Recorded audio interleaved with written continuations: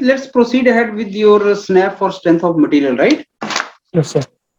Okay तो सबसे पहले तो सुमित स्ट्रेंथ डिफाइन करो, क्या होता है स्ट्रेंथ, क्या समझते हो आप स्ट्रेंथ से, what do you understand? So, strength is the maximum stress that a material can withstand before going to fracture or failure. Okay, before fracture और फेलियर, और both things are same? Fracture. Sorry, fracture. Yes, sir. Okay, so do you think fracture is a failure point? Yes, sir. Mild steel का stress strain diagram बनाना आता है तुम्हें? Yes, sir. तो उसमें point, failure point कौन सा है? Sir, failure point is necking point. Necking. Necking point, वो कौन सा पॉइंट Yes. होता है? The point that lie after the UTS, that is ultimate tensile strength point. Ultimate tensile के बाद का जो पर point एक माइल्ड स्टील के स्ट्रेस स्ट्रेन डायग्राम पे Yes, sir. Ultimate tensile point के बाद तो फ्रैक्चर पॉइंट ही आता है, और कौन सा That पॉइंट? is उसको सर नेकिंग भी बोलते हैं, जहाँ पे फ्रैक्चर होने का चांस होता है. वो जो लास्ट पॉइंट है वही फेलियर पॉइंट है. Yes, sir. और स्ट्रेंथ कौन से पॉइंट पे निकाली जाती है? स्ट्रेंथ सर एक्चुअली सोम के पर्सपेक्टिव में बात करें तो सर हम लोग जो डील करते हैं सर परफेक्ट इलास्टिक एज्यूम करते हैं for strength of material. So the point is yield point. कौन सा, अपर या lower? Lower yield point. Lower yield point पे स्ट्रेंथ निकालते हैं और फेलियर निकालते हैं हम फ्रैक्चर पॉइंट पे. फ्रैक्चर पॉइंट पर सब ले, बट सर वो सोम के रिस्पेक्ट में हम नहीं देखेंगे. सोम के रिस्पेक्ट में फील्ड की बात करेंगे सर. वो that part come into manufacturing. Strain hardening क्या होता है Sumit? Strain hardening is I think, sir, this is a region that occur plastic deformation. During the plastic deformation that takes place, that region lies between the yield point to ultimate point. क्या significance है इस reason का? Yes, sir. इसका क्या significance है strain hardening का? Strain hardening का sir significance ये है कि sir during the after yield point there is means there in material science there is a word name as quartal atmosphere. Quartal atmosphere की वजह से सर ये चेंज होता है. there is fluctuation, that is the zigzag we get after yield point. Sir मैं वो बना के दिखा पाऊंगा तो ज्यादा समझ में आएगा. नहीं, मेरे को रीजन बताओ. वैसे ही स्ट्रेन हार्डनिंग का कारण क्या है? सर लोडिंग अनलोडिंग की वजह से होता है. लेकिन मैंने अगर अनलोडिंग नहीं की तब भी तो स्ट्रेन हार्डनिंग आएगा ना. यूनिवर्सल टेस्टिंग मशीन पे अगर मैं लोडिंग करता जा रहा हूँ, अनलोडिंग नहीं कर रहा हूँ, तब भी तो स्ट्रेन हार्डनिंग आ रहा है. अच्छा, क्रीप से क्या समझते हो? Creep failure sir time dependent होता है सर. ये sir slow and progressive phenomena होता है सर, जो टाइम पे डिपेंड करता है. स्लो और यस सर दैट इज. अच्छा, फटीग स्ट्रेंथ किसको बोलते हैं? Fatigue strength is the sir fluctuating stress that carried out after certain number of cycles. Copper के लिए कौन सी थ्योरी ऑफ फेलियर यूज करोगे? सॉरी सर, कॉपर के लिए कौन सी थ्योरी ऑफ फेलियर यूज करोगे? So copper के लिए sir I prefer sir Hormiz's theory because it is safe. Hormiz's because it is safe and conservative. We cannot say conservative, but it is sorry, yes, it is conservative in the perspective of economical. If I said. अच्छा, ductile material के लिए कौन सी theory of failure use करते हैं? Ductile material के लिए सब दो थ्योरी यूज करते हैं, von Mises and Tresca. But sir I prefer not I generally भी प्रेफर वोनमाइसिस थ्योरी. चॉक देखिए तुमने जिससे लिखते हैं बोर्ड पे? Yes sir. उस पे अगर ट्विस्ट लगाएंगे, यस सर, टॉर्क लगाएंगे तो कैसे टूटेगा? कौन से प्लेन पे टूटेगा वो? जब ट्विस्टिंग करेंगे तो सर उसमें वो तो सर बिटल हो गया चॉक हमारा, तो सर उसकी जो ट्विस्टिंग होगी तो जब सर वो क्लियर होगा वो सर हमारा 45 डिग्री पर होगा. और अगर मैं टेंसाइल लगाऊं तो? टेंसाइल लगाएंगे सर 0 डिग्री पर होगा. ऐसा क्यों? बिकॉज सर ट्विस्टिंग पर एक्चुअली सर जो क्लियर होता है वो 45 डिग्री पर होता है and the helicoidal structure we get. And sir for tensile 0 degree पर होता है, और जब plane that is intergranular fracture दी आपके। अच्छा, अगर मैं तुम्हें मोहर सर्कल का पेरीमीटर दे दूं यस सर। तो मैक्सिमम शियर स्ट्रेस निकाल सकते हो? Yes sir, 2 pi r is equals to that is perimeter and the radius that we get that is the maximum shear stress. Radius क्या होता है?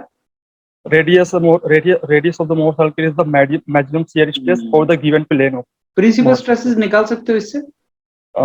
Yes, principal stress sir, Mohr circle से sir. Mohr नहीं, circle yes इस information से, perimeter से। Perimeter से sir radius हमको पता चल जाएगी सर, तो उससे सर थोड़ा थोड़ा moment I one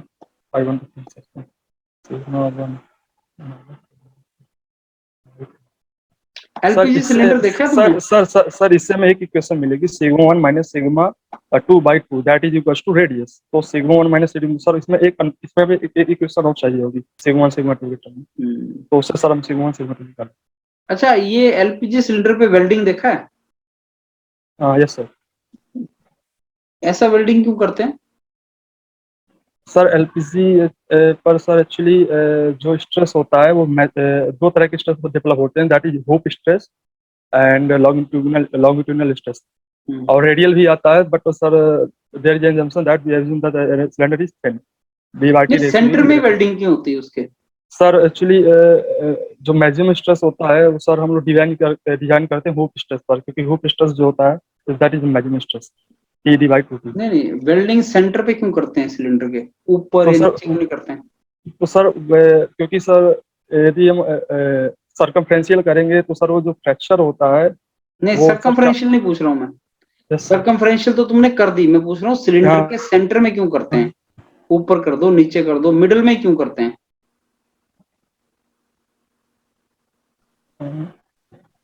I don't have much idea, but I think maybe the sir, if can I try sir for this?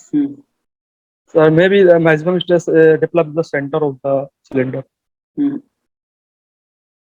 Cylinder की That पूरी is लेंथ में हूप स्ट्रेस तो बराबर नहीं होगी? सिलेंडर की पूरी लेंथ पे sir PD/2T yes sir. Yes और नो? चलो Sumit, let me give you the feedback.